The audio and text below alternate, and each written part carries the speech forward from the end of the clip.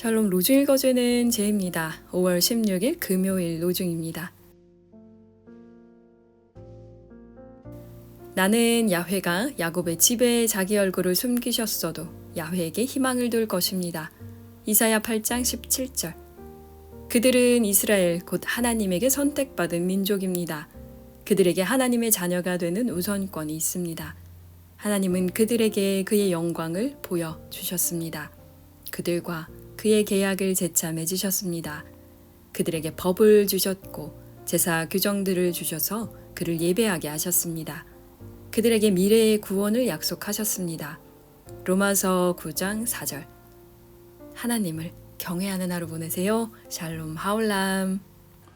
샬롬, 좋은 아침입니다. 오늘도 말씀과 기도로 하루를 여는 우리 서로님들을 축복합니다.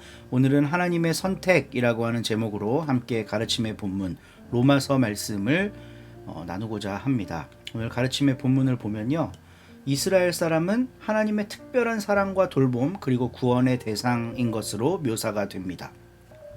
과연 그렇습니까? 오늘날에도 메시아닉 주라고 하는 분들이 있어요. 이스라엘 사람 중에 예수를 믿는 사람들입니다.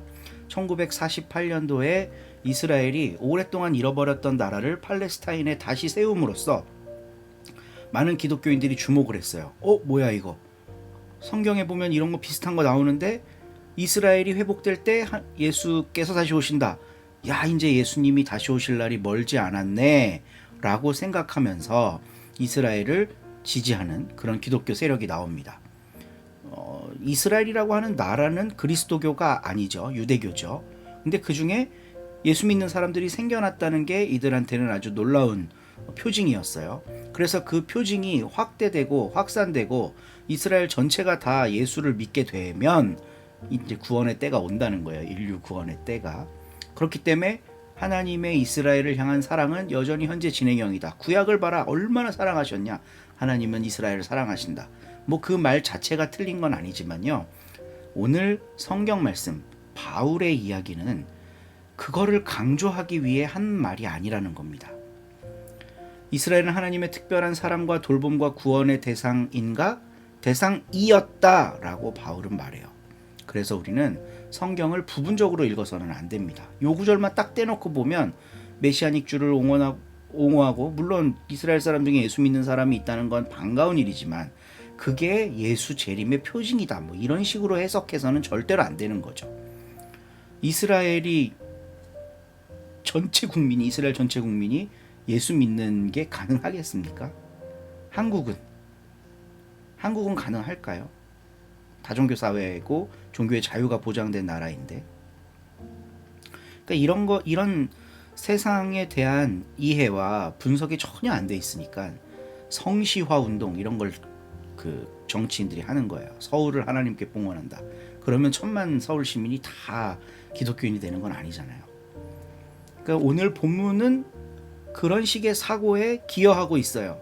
근데 그렇게 읽으면 안 된다는 겁니다.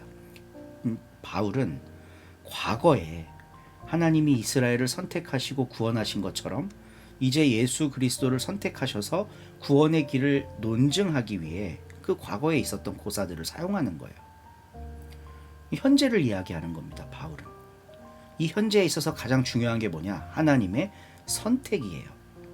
과거에도 하나님이 선택하셔서 이스라엘 백성을 사랑하셨죠. 그럼 현재는 하나님이 선택하셔서 새로운 구원의 길을 여신다. 이게 이제 바울이 하고 싶은 이야기의 핵심인 거예요. 그러니까 과거에 이스라엘을 선택하신 하나님께서 이제 그리스도를 선택하셨다. 이게 바울 메시지의 핵심입니다. 이제 그리스도를 선택하셨다. 이걸 빼버리고 하나님이 이스라엘을 사랑하셨다만 강조하고 있는 게 로마서가 아니라는 겁니다. 하나님의 선택만이 진리다. 바울의 관심은 거기가 있어요. 하나님이 구원의 주권자이시기 때문에 하나님의 선택만이 구원을 담보한다.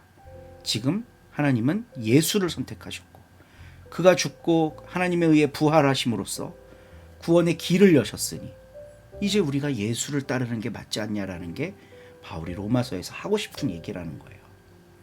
그러니까 이스라엘은 가만히 있으면 구원받을 수 있나요? 없죠.